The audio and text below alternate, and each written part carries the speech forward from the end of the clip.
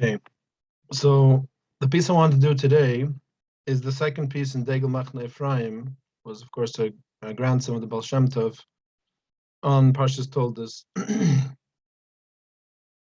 where he says like this. He starts with a pusik, V'yeta Yitzchak LaHashem Lenoichach Ishtoi, that Yitzchak supplicated to Hashem Lenoichach Ishtoi. There's different ways of learning it. Opposite his wife, some say, right, that they were both davening, or some say it just means because or for his wife. And this is V'ya'ater Loi Hashem, and Hashem answered his supplication. V'taha Rivka Ishta, and Rivka, his wife, became pregnant.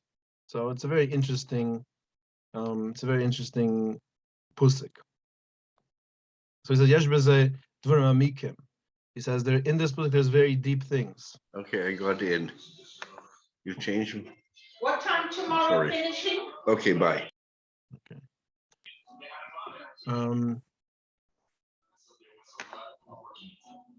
Yeah. Okay, good. Everyone's muted. Okay. Right, so he says, Yesh b'zeh dvarim amikim al derech she'omar Adoni uvi zekaini ginsay aiden zaycher l'chai olam habu.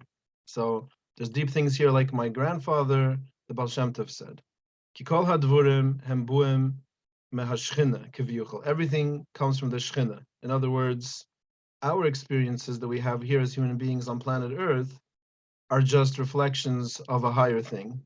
And therefore, when, like we know, b'chol tzerusim lo yitzar, right? If the Klal will have a difficulty, Kavyuchel, it's like Hashem has a difficulty, because in essence we are just a chalik alikam imal, we're an expression of Hashem's of Hashem, right?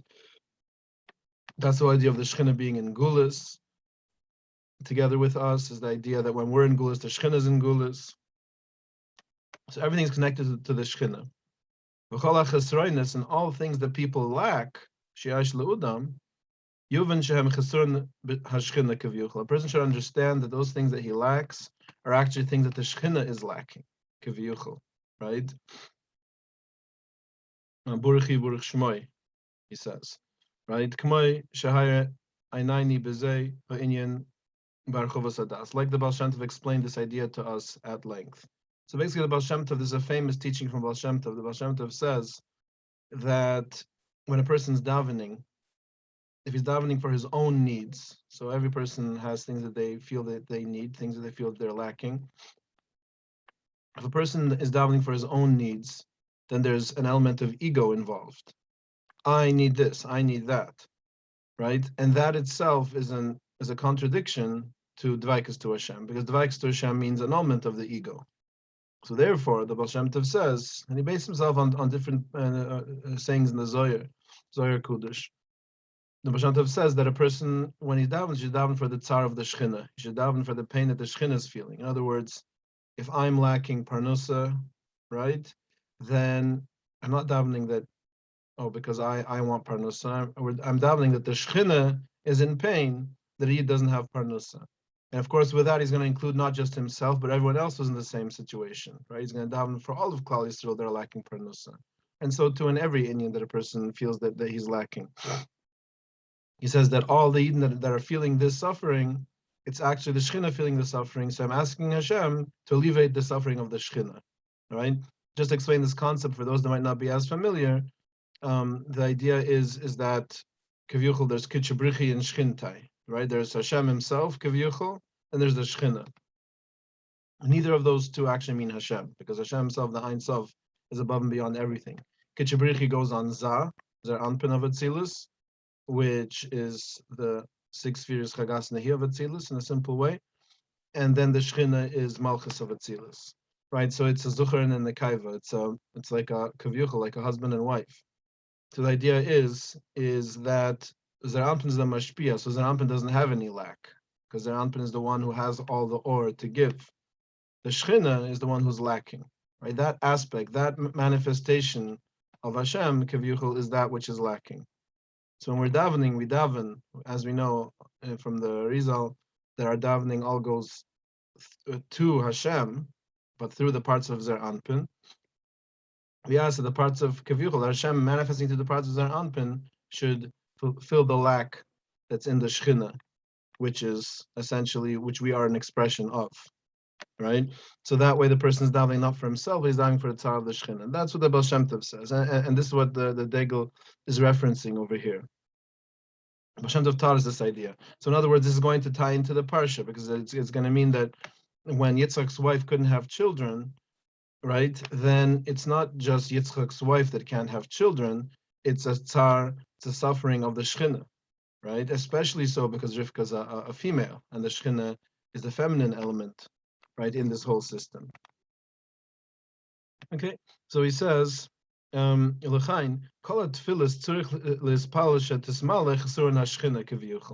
he says, like I just explained, that so when every time person davens, he should daven to fill the tzar, to alleviate the suffering of the Shechina, and to fill the lack that the Shechina is experiencing.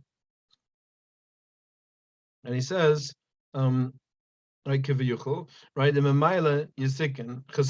and therefore his suffering will be alleviated as a result, right? Because if the Shechina, he's asking the Shechina not to suffer, and he's an aspect of the Shechina, then he himself will not suffer when Hashem answers the tefillah that the Shechina shouldn't suffer, right? So in other words, it's not a trick, right? Because some people might think of it like it's sort of like a trick, like I'm really davening for myself, but I'm going to phrase it in this kind of a way for it to go through, right?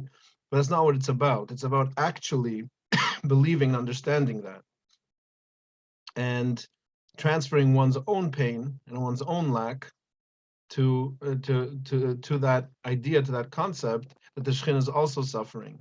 And as much as we don't want ourselves to suffer, we also certainly don't want Kavyuchel the Shekhinah, which is the manifestation of Hashem, to suffer, right? So it could be a trick if the person does it the wrong way, but the right way to do it is to actually get into a matzav where you feel that pain of the Shekhinah, and then you daven for that for the pain of the Shekhinah to be alleviated. Then the person himself also feels his pain alleviated as a result. So he says, "V'zehi," and this is what it means. And he quotes from the Zohar, where the Zohar says, "Tzadikaya inen shlichai de matronisa." The tzaddikim are the agents of the matronisa. Matronisa is like from Latin, like mater, right, which means mother. That goes on the Shechina. And the idea is that the tzaddikim are the agents of the Shechina. What does that mean, right? What does the Zohar mean by that? So the way he's understanding it here, it has multiple meanings, but the way he's understanding it here is that it means that the tzaddikim, the people who are aware of the tzar of the Shechina, they're the agents of the Shechina, in the sense they're trying to fill the lack that the Shechina has, and thereby rectify everything, not just the Shechina, but everything that's manifestation of the Shechina, which is all the lower worlds of Bria, Yetzira, and Asiya, and our world and ourselves. So we're essentially, it's a cosmic tefillah. We're davening for everything, right? There says, Ki atzadikim aldai chesroinam mevinim shesh chesron b'shechina digmas chesroinam. Because the tzadikim, when they look at what they're lacking and how it's paining them, they understand that there's a lack of the Shechina. That's sort of like that their suffering is a reflection of. And what they do is they try to make this tikkun for the Shechina, and make this yichud between their anpin and nikveh, or between kitchebrichi and Shechintai, like we say in Elishem yichud, right? That we want to connect those two aspects together so that the or is flowing in a powerful way from their anpin to Malchus, right? And then that way the Shev is coming down, and everyone gets what they need. And he says, "Vehi gili kikoha zevigim hem bedas." So now he tells us that there's another concept we have to understand here, is that all zevigim have to do with das. Okay, so we've talked about this in different times by the Shirim. There's an idea that zivig requires a mindset, right? Chazal tell us that ein kishi b'loi das, a person can't achieve an erection if he's not in the right mindset. And the same way is even by the female who doesn't need to, but for her to be feeling it and be really, connecting to the experience, she also needs to be in the right mindset, right? We have this idea that Chazal tell us that a person shouldn't be intimate with his wife if they've had a fight until they make peace. Because the idea is that when their das is not complete, when there's some resentment or some negativity there, that causes problems, right? And the zivig is not a meaningful zivig. So the idea is that it requires das. There's more to it than that, because the idea is as he's going to explain over here soon, right? The idea is that das is between chachma and bina. So we know that chachma is male and bina is female, right? It's on the right side and the left side of the spheres, and das is the combination of the two.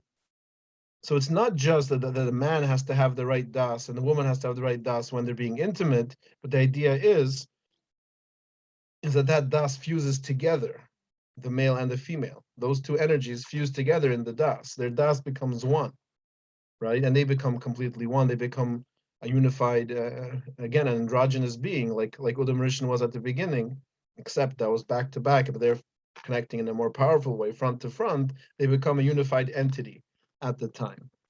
So we're going to see that that's the idea of this das that he's talking about.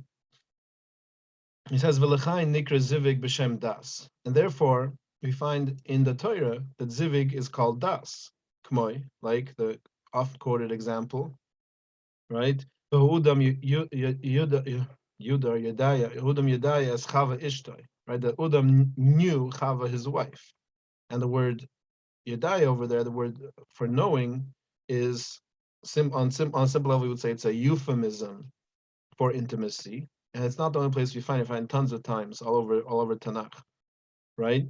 So the Push-up Shah, you would say it's a euphemism for intimacy. They don't want to actually spell it out, so they're using like a very like a Lushan Nuki, like a very pristine kind of language, right? But it's more than that, and all of these types of quote unquote euphemisms that Chazal use also all actually are not euphemisms at all. They're actually indicating the Kabbalistic significance of that thing. There's many examples of this, right? Like Chazal, Chazal call the. I was thinking of an example.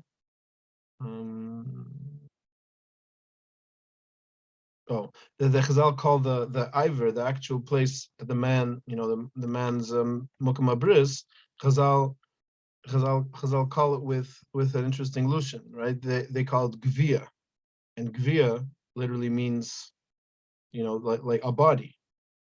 So the idea over there is that the person has a body, which is his entire structure from top to bottom, and then that Mukim Abris is going to be a microcosm of his entire essence, right? And thereby it's going to manifest his DNA and send it over to the Nekaiva, which it contains his entire essence, his entire genetic structure is in that zera that's going into the Nekaiva. So the idea is that all these lashonis mean something. So when the Torah says that it uses the word das to refer to zivig, it doesn't just mean that that it's a euphemism. It actually means that das has something to do with zivig. And like we explained, that's the idea of the fusion of the male and the female. And it says v'hadas he aleph. The das is an aleph. Okay, the ois aleph. And the reason is because we have this idea. First of all, on a simple level, right, that the aleph is one, right? It's gematria one, and the das being that fusion, that connection, right, of chacham bin, of male and female, so therefore it's signified by an aleph. There's more to it than that. It's also going to be signified with the ois aleph itself. Really, the truth is the structure of the aleph. He doesn't say this here, but the reason I'll mention this idea, the structure of the aleph itself indicates this idea of yichud, of Zucher and Nekaiva, because the aleph has the top part of the aleph, that top yid on the top of the aleph is like the Zucher, Kavyuchel. Then the bottom part at the bottom is the Nekaiva, and then they're connected, right? They're connected together by the bar that's spread throughout the aleph. So again, it shows this idea of yichud, of connection. That bar itself is a vuv, right? Which that vuv signifies the Mukim Abris, which is what actually connects the two together. And then if you take that yid vuv yid, and that's gematria 26, that's Shem Havaya, that's yichud, that's everything. So it's not just that aleph is one, but also the shape of the aleph itself indicates that oneness of Zucher and Nekaiva together as one entity. Right. So someone mentioned in the chat that also the water of the mikveh is sort of this idea of zivig, because you have the idea of rainwater, which is coming from above, and well water, which is from below. Okay, so yeah, so that's another kind of idea where we sort of see this idea. Very good. Okay, so he says, so das is an aleph. And he says, v'zeihi ayay shel misaf kedusha's Shabbos. This is the word ayay that we say in misaf of Shabbos, right? In Shabbos and misaf in the kedusha, as part of the nisach of the kedusha, we say the word ayay, which ayah is aleph yid kai, right? Which literally means where, right? Ayah mekoyim kavoide, where is the place of his glory, right? You say that the Malachim ask themselves, where is the place of his glory? But the word ayah has an aleph and then a yid and a kai, and so the idea is that it's going to represent the aleph is going to. Sometimes the Rav says that the Rizal says that the aleph represents keser, and the yid and the kai are chachma and bina, but sometimes he says it's das. And really, it's not a contradiction, because das is just a manifestation of the keser, right? Because the keser, we know that we usually don't count both, count either keser or das, because we have to only have 10 spheres total, right? So it's nice to say chabad, chacham bina das, nice to say kachab, keser chacham bina. It's really the same thing, but it's more to it than that, because what the Rizal says, and he quotes the Rizal, he doesn't quote, but he references the Rizal here.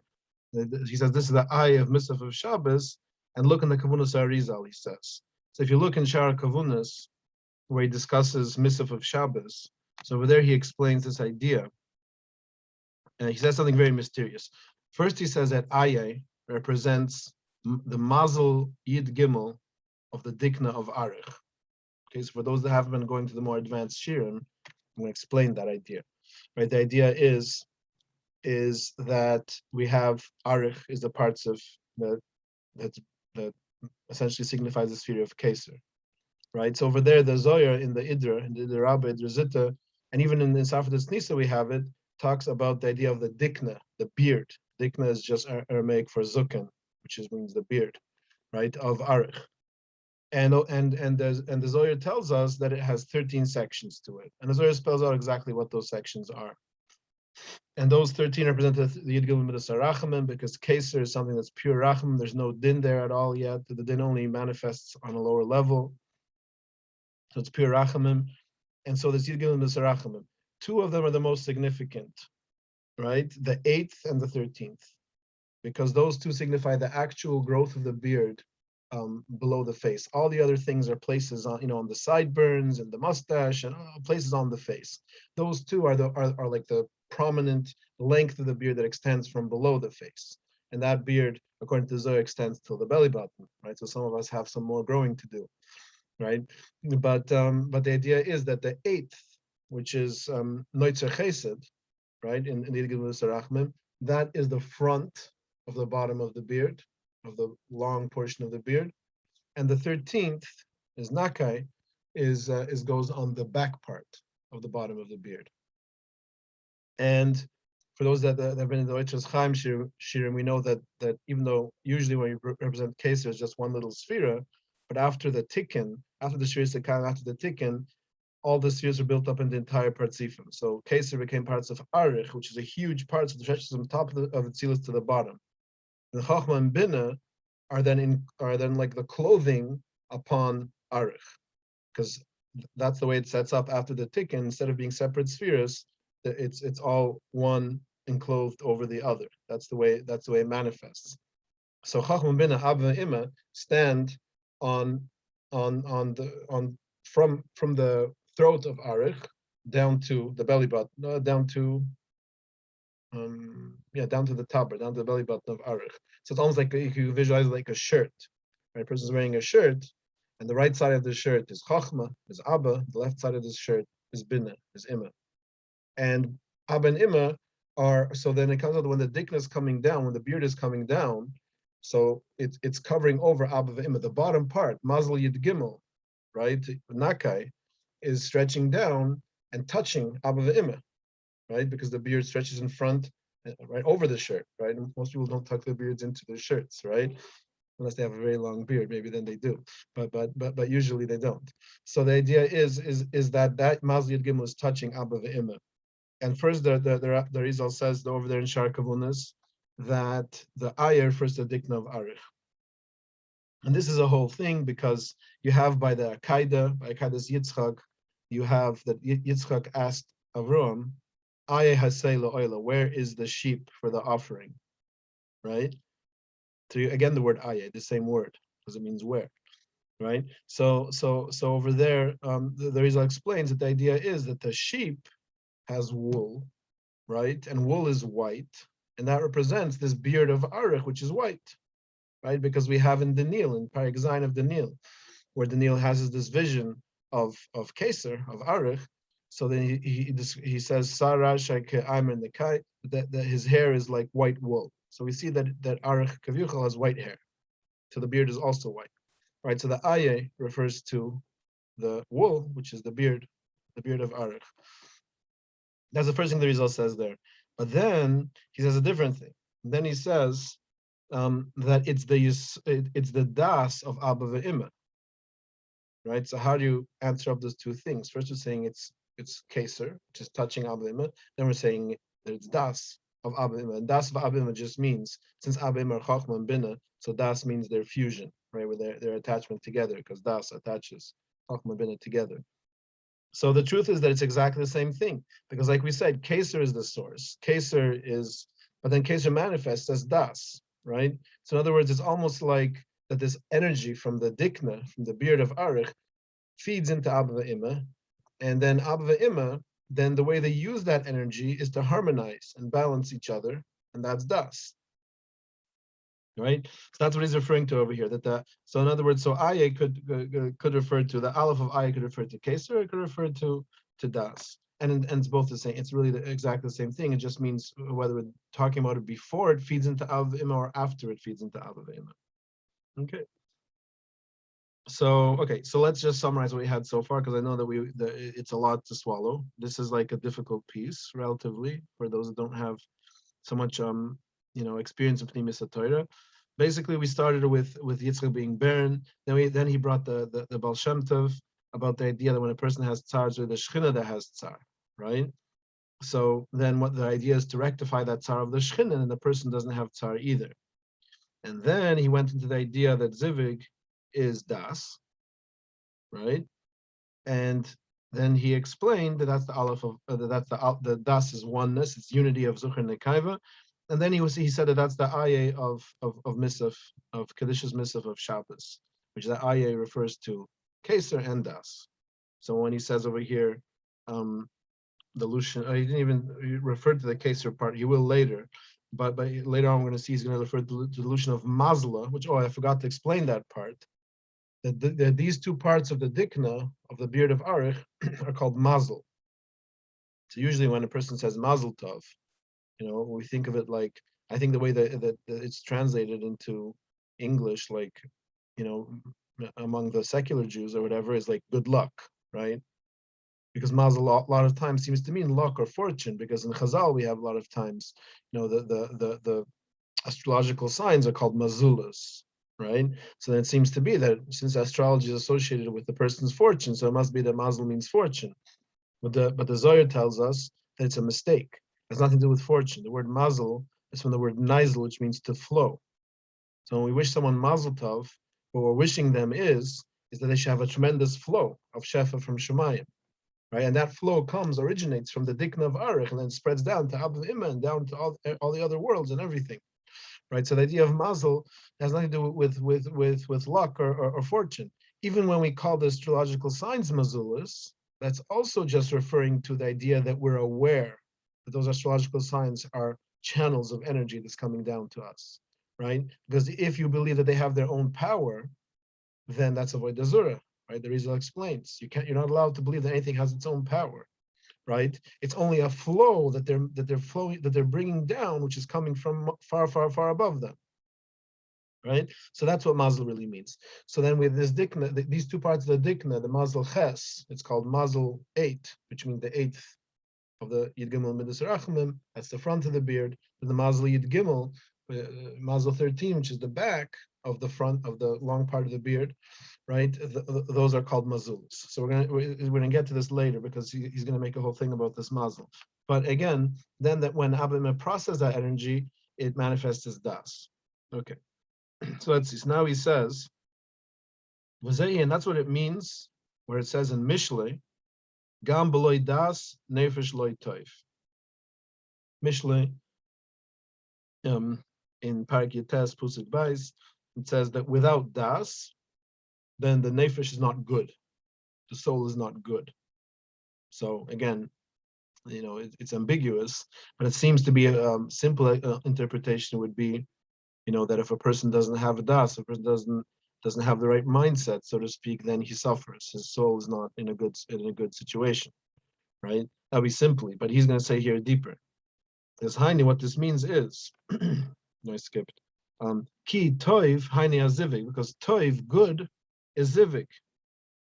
Interesting. And there's a whole cheshbon to how this works. The Zohar has a piece where the Zohar says, I don't remember exactly, but I remember seeing the Zohar, that the tes of toiv refers to za. Really, it doesn't just refer to za, it refers to the 9 spheres above malchus, above nik, right? But za, of course, is koil all those energies from Chachma and Bin, even though za is just chesed through Yisoid, but za is also koil the energies from Chachma and Bin and from Keser, right? So the tes represents everything up until malchus, so that's za. Then the bais of toiv refers to malchus yourself, because bais, a house, right, is a makabel, it's a kaili, it's a vessel. So we know that malchus is the nekaiva, she's a makabel, she receives, right? Bais is the ishtoi, right? Chazal say that a person's house means a person's wife, right? And the vuv is the yisoid, which is right, which is the connection point between the two. So toiv refers to zivik. Okay. So when we say gam b'loy das nefesh loy toiv in Mishle, what it means to say is without das, which is without the harmony between zucher and nekayva, without that balance, that miskala, like we learned in the Safra Tzniisa, right? Without that balance, then zivik doesn't work, right? And there needs to be that balance, that harmony between the two, for the zivik to be a powerful spiritual experience as it's meant to be. So he says, Kiyadia al derech, and he sort of quotes a remes to this idea from Yeshaya, where it says, Omri tzaddik ki toif. Say to the tzaddik that he is good. Okay, so that's what Yeshaya says. So you're saying to the tzaddik that he's good. Well, tzaddik we know is Yesoid, right? Which is that connection between Zucher and Nekaiva. And so we see that toif is associated with zivik. And he says, V'hisha Omar, Bloy das nefesh loy toiv, and that's what it means in Mishnah when it says without das, the nefesh is loy toiv, it's not good. Meaning, shim zivig beloy das. Zivig is not possible without das, without that harmony, right? Again, yes, I know that it's possible for husband and wife are in a fight and they don't like each other currently, and they could physically be intimate, and maybe it would work, if they have the biological need for it, right? But it wouldn't be what it's supposed to be, because zivig is not just a physical act, as we know.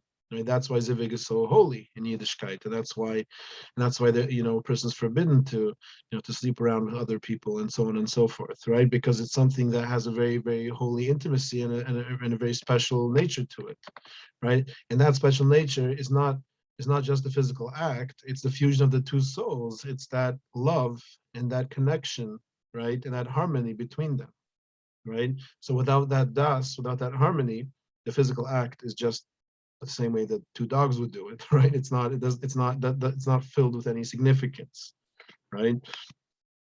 This is Iraq, alidai hadas shehi echad. So through the das, which is echad, which is one, which is aleph, like we said, then the Zohar and the Nekaiva connect together in Zivik.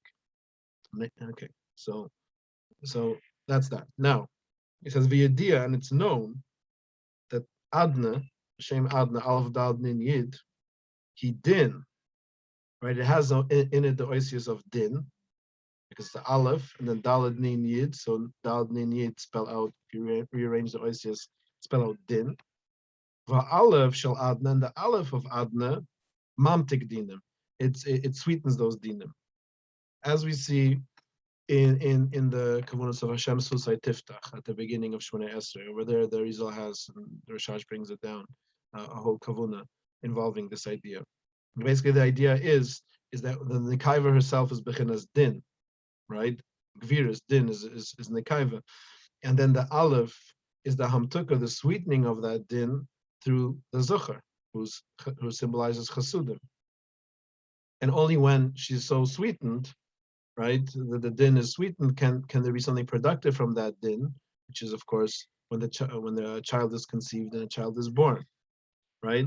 So the idea is that's why she can't have a child on her own, because there's too much din there, and din is destructive by nature. It's only when these two forces combine and harmonize each other, the chasudim of the Zucher also aren't good on their own. That's why men have a challenge with Shmiras Einayim, even if they love their wife and they care about their wife, but they still have a challenge with that, and sometimes people get into trouble, and sometimes people, chas v'shulam, but sometimes people, might commit adultery or whatever, is because the man is b'chinas chasudim, give. So he doesn't just want, the nature of the man is not enough just to give to one. He wants to give to a million, right? Because it's a nature of chasudim. So that chasudim itself, by itself, is also not good. And the gviras of the nekaiva by herself are also not good. When the two combine together, it makes something beautiful. And that's how a child is conceived. Right? We've mentioned this before by the Shirim, that my Rebbe Ephraim Goldstein, he says this over, that the reason why Christianity, one of the reasons why Christianity is so flawed, is because their whole religion stands on the premise that a virgin gave birth. And a virgin giving birth is a terrible thing, al pi Kabbalah. Because a virgin giving birth means pure gvirs without chasudim, right? And pure gvirs without chasudim is a destructive force. And that's why, even though Christianity tries, and they're better now, but they try to be in a religion of love, and the whole New Testament is full of love, right? But then the way it manifested was crusades and wars and persecutions and pogroms and all these different things that happened, right? How is that? That's a total cognitive dissonance over there, right? It doesn't make any sense. But it's because they're rooted in this idea of a virgin birth, which is gvirus without chasudim, which is a very bad thing. Okay, so anyway, so he says, so the Aleph of Adna is this idea of the Hamtuk, of the sweetening of those dinim. The Malas Amalchus, Aliyah Achar Aliyah. And then what happens when she's sweetened is she rises to a higher level. It says, Kio Aleph, Hiya Das. Because Aleph is Das. Aleph is, remember, is the connection of Zucher Nekaiva, it's the harmony, it's the fusion of those two forces. Valdei Hadas, Hinasa Yichid Kanal. And through Das, right? That's how Zivig happens. Because the idea of Das is to sweeten those dinim in the Nekaiva through harmony with the Zucher. They understand this well. He says, and when this Yichid happens, when Zivig happens, the Nasai Haluda Vahaben, or maybe Vahoven. So what happens is when there's Zivig, when there's Yichid, usually, or we hope, right? Then there's a conception of a child, right? When those two forces of Zuch and Nekaiva are harmonized in that way. V'nikra b'shem Ima, and then she becomes an Ima, right? Malchus becomes a higher level. Because remember, the whole structure of the system is, right?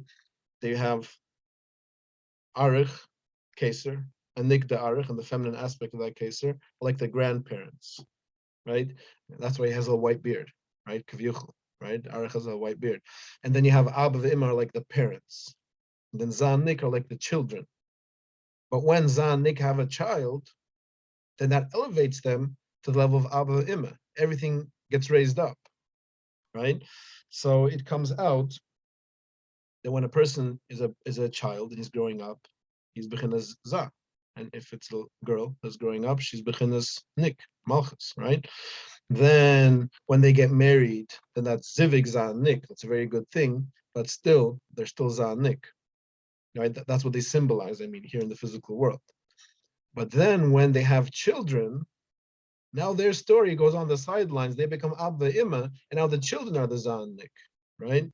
So it comes out that every time, and this is why in Yiddishkeit there's such an emphasis on having children, and and chinuch and raising the children, so on and so forth. All these different things we find in Chazal and in all the Sfurim, is because in essence, by having children, we are elevating everything to a higher level, because then we transcend from being Zanik to being Abba Imma, and then it keeps going. So and if we transcend that, then our parents then become grandparents. So we've elevated them, right, to a higher level, and then their parents become great grandparents. So essentially, by having children, we're elevating everything, right, raising everything up to a higher level. That's why there's this whole idea that Mashiach is only going to come once all the neshamas have come down, because the idea is that the more daughters that we have, the more generations that come out, is going to be the more the higher everything gets elevated to, right? So then eventually we get to that tikkun because of the fact that we've raised everything up to a higher level, right? So he says, "V'yedia the Shem Adna b'meliyoi he misper tuf reish ayin aleph," and it's known that the Shem Adna, if you spell out the oisius,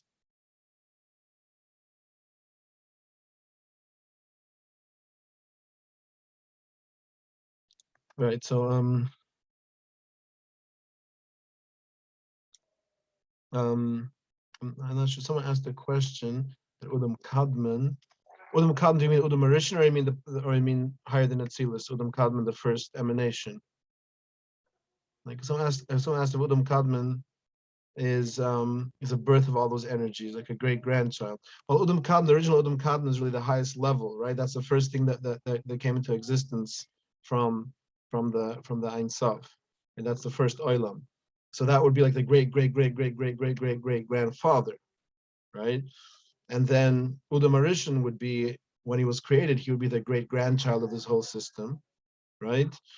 But then when as we have more doiras, then Udam Rish himself is elevated, right? When we have children, we're elevating everyone above us, even those that have already passed away. Everyone gets a tikkun, so to speak, right? Because everyone gets raised up. It's like almost like we had in Lukit Maran this week, right? That it's like a ladder, and then when the person at the bottom goes up, he bumps everybody else up on the ladder, right? If you imagine like a ladder with 1,000,000 people on it, right? So the bottom person wants to go up, so he pushes up, and everyone else gets pushed up, right? So that's mamish the idea of the Hailud of giving birth to a child, is that idea. And yes, and very good. Someone else chatted that is that the reason why it's a mitzvah to have both a boy and a girl? So of course, right? That's the whole idea, because you have a boy and a girl, so you're creating a za and a nik, right? And then they're able to then also create a za and a nik. So the system is able to be consistent, right? So yeah. But okay, so that's the idea. Okay, so now he says the idea, and it's known, the Shem Adna, the name Adna, b'meliyah, if you spell it out, right? So if you spell out Adna, Aleph Lamed Pai, spells out Aleph Lamed Phi, spells out Aleph, right? Then Daled Lamed Suf spells out Daled, and then Nin Vuv Nin spells out Nin, and Yid Vuv Daled spells out Yid. If you spell it out that way, the same way like we do with all the Havayas, right? With Ab, Sagma, and Ban. Spell out Adna that way, it's Gematria Tufresh Ein Aleph.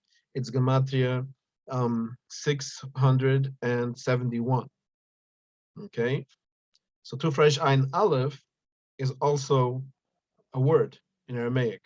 It's Tara, which Tara means a gate. It's connected to the Hebrew Shar, right? Which means a gate. Okay, so he's going to get to that. So he says that Adna, when you spelled out, it's Tara. And of course, the Pushit Pshat is that Adna is Malchus, right? I hope we mentioned that before, right? That Adna is Malchus. And so therefore, and she's the gate to the entire Atzilus, so to speak, right? Because she's the bottom of Atzilus. So it's like the Zohar says that everyone who wants to get into Atzilus has to pass through this gate. So he says, but if you lose that aleph, which is das, which is yichud, which is harmony, and right, which is zivik, if you lose that aleph from Tara, which is when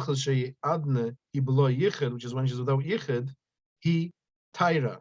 And what you get is tufraish ayin, right? 670. If you're lacking that one, you're lacking that aleph. And taira is a verb that means to do evil, right? So the essence is, again, like we said, unbalanced gvirus. Same thing on balance chasudim too are not good, right? It's only good when it's balanced. So that's why if you take out that aleph, it becomes evil.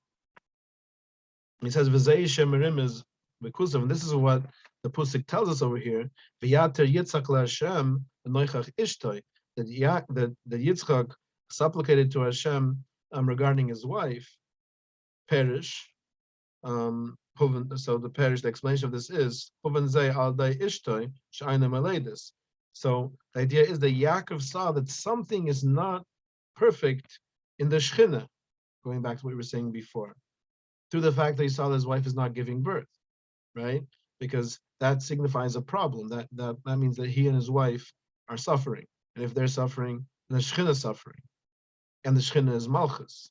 So he figured that if his wife didn't have children, then the reason must be that there's some kind of a lack of that aleph, right? Some kind of a lack of that balance upstairs in Shemayim, in Zanik of Atzilus. There's a lack of balance there, which is manifesting in this world as his wife not having children, right? Because that's what it means. If you lack the aleph, then you're lacking the zivig. If you're lacking the zivig, you're lacking a child. So it says adigmel lezei shesh chasurin kavyuchol sham ba'aleph chuser. So he saw that if his wife isn't having children, that must mean that upstairs in Shemayim, that aleph is lacking from the adna, right? I'm going to explain this in a second because I know there's a question some people might have on this. But first, let's just finish the line. V'nishar atar, and then what's left is atar, which is aleph tuf raish, which is like taira tuf raish. Sorry, ayin tuf raish, like taira, which is tuf raish ayin, which is the mili of adna without the aleph, right? Without that mitik.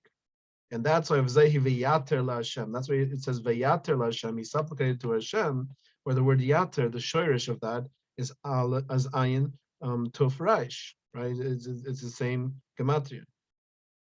Okay, so I just wanted to mention on this last point that some people might, okay, the whole explanation I gave about how when we have children we're furthering the system and everything.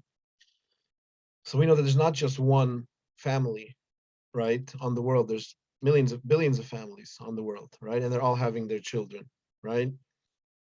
So it's not just one track, it's actually a multifaceted type of a system, right? When one woman is barren, and of course we know that probably there are a number of women who are probably a lot of women that are barren, right, in the world, but a lot that aren't. So what's the status of Malchus of Atzilus, which is the source of all of these families and all of these women, right? Is she missing the aleph up there or not, right? So the way to understand this is with the way the Rizal explains it, is that really each and every single one of us, every single human being on the planet, has his own avodah, and has his own special part of the avodah that he can do. The goyim have the shev mitzvahs b'nai noyach, but those are also going to be different for each person. One person will have an asayan with Iver Menachai. He likes to eat his I don't know, his whatever people eat alive. I don't know if people eat anything alive, but whatever. One person has an asayan with stealing. Another person has an asayan with shvichas domim. You know, he has murderous tendencies. Another person has an asayan with what's it called? With adultery, right? So everyone has their own avodah, even by the goyim.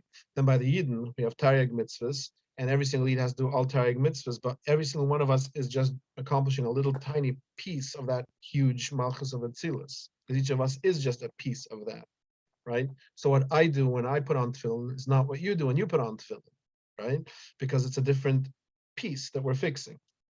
So it comes out that Malchus of Atzilus, if some women are having children and some women are not, that means that in certain pieces, certain sections of that Malchus, that aleph is missing. It's not just one big adna for the whole Malchus. There's billions of them, right? And so some of them are missing, some of them aren't. So the person who wants to rectify this, like Yitzchak is trying to do here, he's trying to rectify that for his and his wife's special piece that they have up there, right? So that's the way it works. So he said. So when it says Vayater la Hashem, he davened, he supplicated to Hashem, perish sheis chaber alifa shel olam la'atar, he davened and he asked that Aleph, which is the Yichud, the oneness, right? The Alifa Sha'olam, the master of the world, right? Because that, Chazal say that Aleph symbolizes Alifa Sha'olam. Aleph can also mean like a leader or a master. So Alifa Sha'olam could mean the master of the world. That Aleph represents that Yichud, that harmony, which is the essence of Elikis, the essence of divinity, is that Achdus that's coming down, right? So, 1 second, let me just. Yeah, okay. Benasim is a tara, and then what he's asking. So when he says when he's davening vayater, which is tufresh ayin, is the shoirish, right? Or not tufresh ayin tufresh, but whatever. But that represents malchus without the aleph. That's mashlim her. So he's davening to Hashem that Hashem should put back that aleph, put back that yichud, connect za with the shchina, connect kitchabrichi v'shchintai, right? In order to fix that chasurin, and therefore his wife is going to be able to have a child. Okay. So someone mentioned here in the chat, in the system it's all bringing souls back in the world for further tikkun. Could it be that a woman might not have that specific tikkun at times, so they can't give birth? Right. So this is a loaded question, okay? Because it's not so simple, in the sense that it's going to be different in every case. Because you're right, there is such a thing sometimes that a woman's barren, and however much she davens or how much her husband davens, she never has a child. I'm sure that's happened more than once, right? We should never know. But so then the idea is that if even after all the tefillas and all the ishtadlas they tried to do and everything they tried to do to fix it, she still couldn't give birth, then at that point the person has to sort of accept that this was the roots in Hashem, and she doesn't have that tikkun now. She wasn't meant to have that tikkun in this Gilgul, right? And she'll probably come back in a different Gilgul to have children, right? Or she maybe was yotzei that already in a previous Gilgul, whatever the situation may be. We don't know all these cheshbonos; they're so complicated, right? But the idea is that sometimes that's true, but also it's true that sometimes it is the roots in Hashem. We just have to put in some ishtadlus, right? So, like for example, Chazal tell us that the reason why the emuas were barren, right? We have this by Surah, by Rivka, by Ruchel, right? The reason why the emuas, the foremothers or whatever you call them, right, were barren, is because Hashem wanted them to daven. And that actually, I think, to learn this out from this pusik here, that you see that, Rivka was barren, so Yitzchak was davening, Rivka was davening, Noichach Ishtai, he opposite her, which is davening to Hashem, and then they had children, right? So sometimes it is rectifiable, not just rectifiable, but we're expected to do our ishtadlus to rectify that by drawing closer to Hashem and by davening, and all these different kinds of things, right? And right, like you mentioned, sometimes we find that tzaddikim didn't have offspring. Certain tzaddikim didn't have children. Right, it's true. Right. So the idea is that, and this is true not just of having children or not, but it's true of all of our challenges and difficulties that we have. We don't know if Hashem wants it to be that way or not. Right.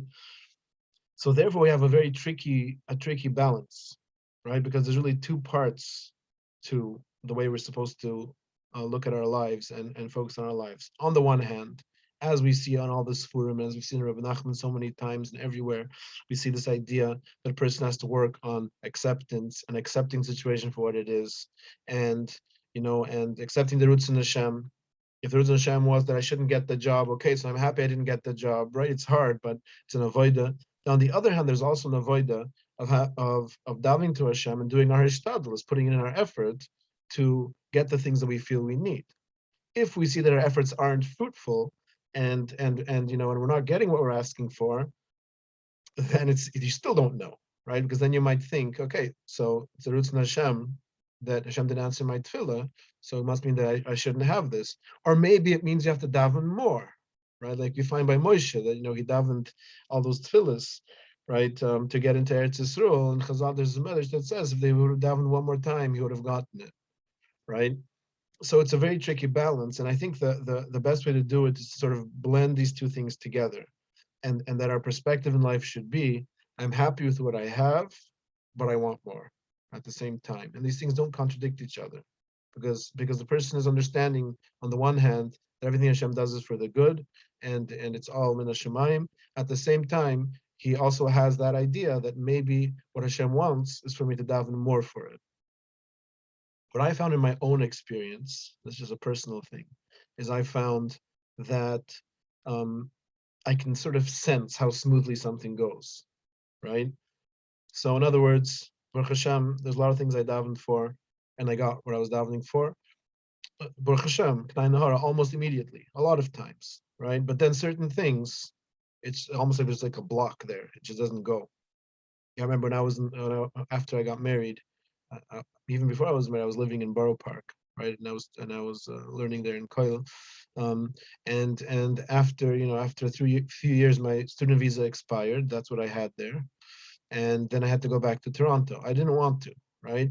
I was just davening and davening and davening, and we were going to one lawyer, and it was rejected. We were trying to apply for a work permit, which then can translate into a green card, right, to live in America.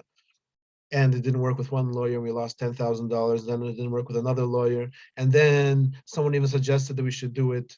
I don't know if you should say this on the thing, but not so, not with a lawyer, just like in a more sneaky kind of a way, right? And that also didn't go through. So it's like, what's going on here? Usually things go smoothly. Here, there's this block, right? And a person who finds that there's a block like that, a lot of times, not always, but a lot of times it means that this isn't for you, right? And now I see, looking back, if I would have been in Borough Park, right?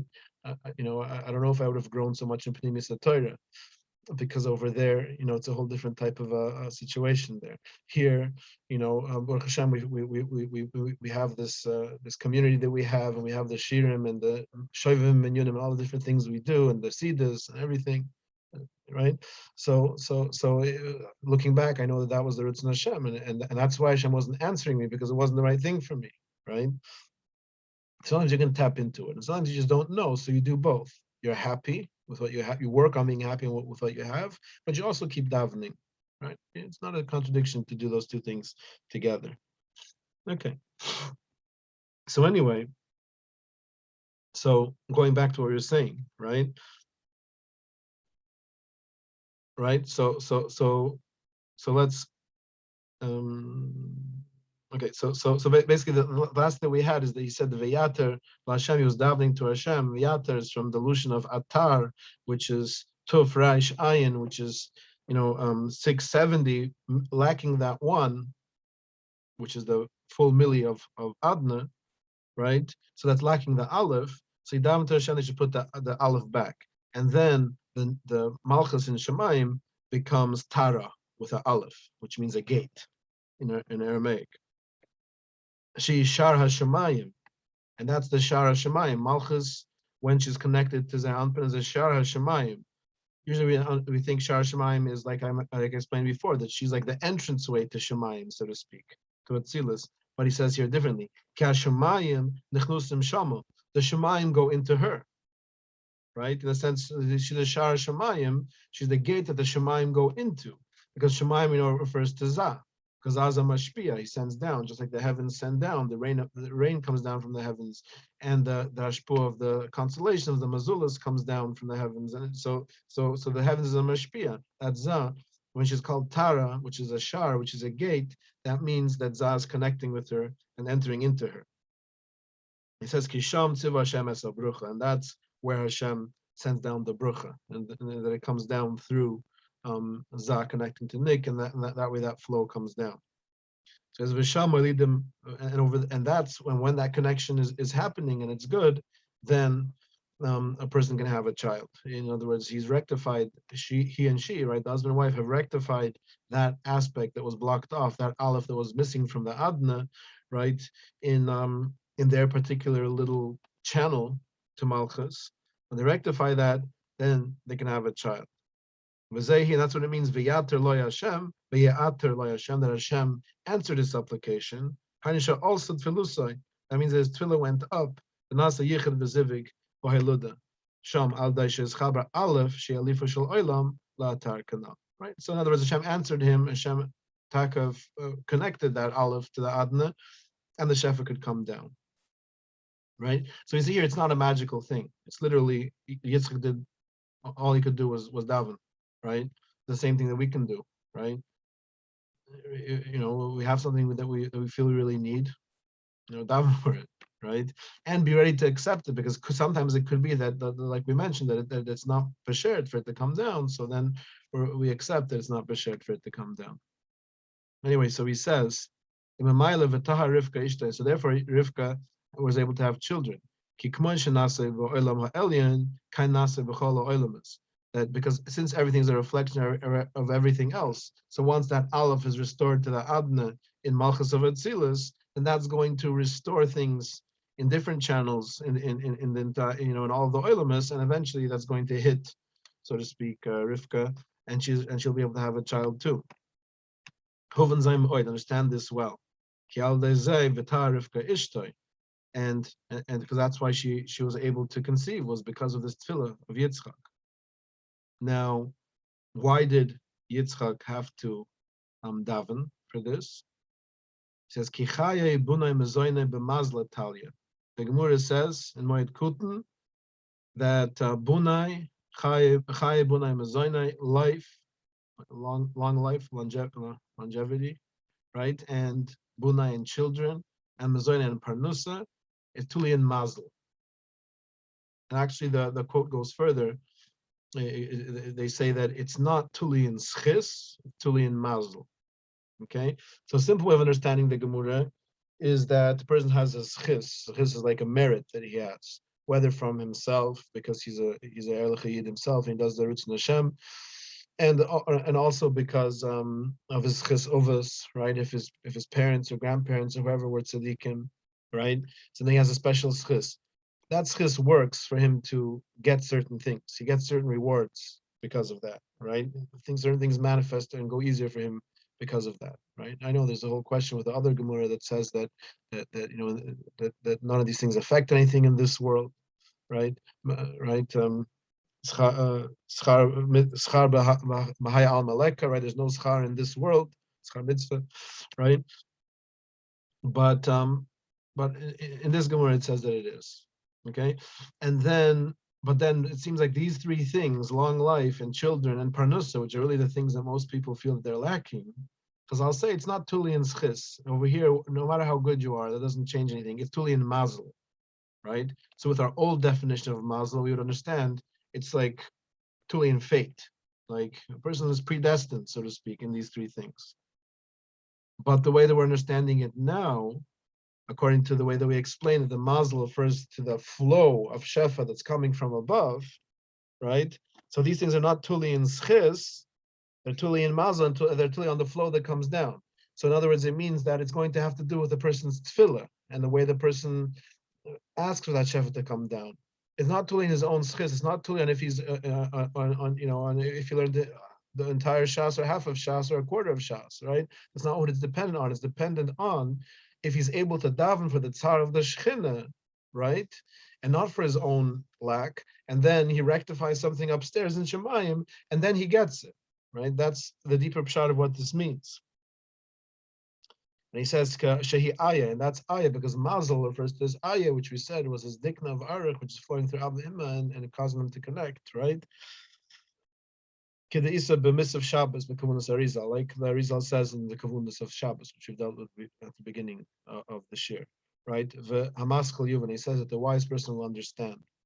The next piece, which we're not going to do because time is very short, but I'll tell you, he adds one little point to this in the next section.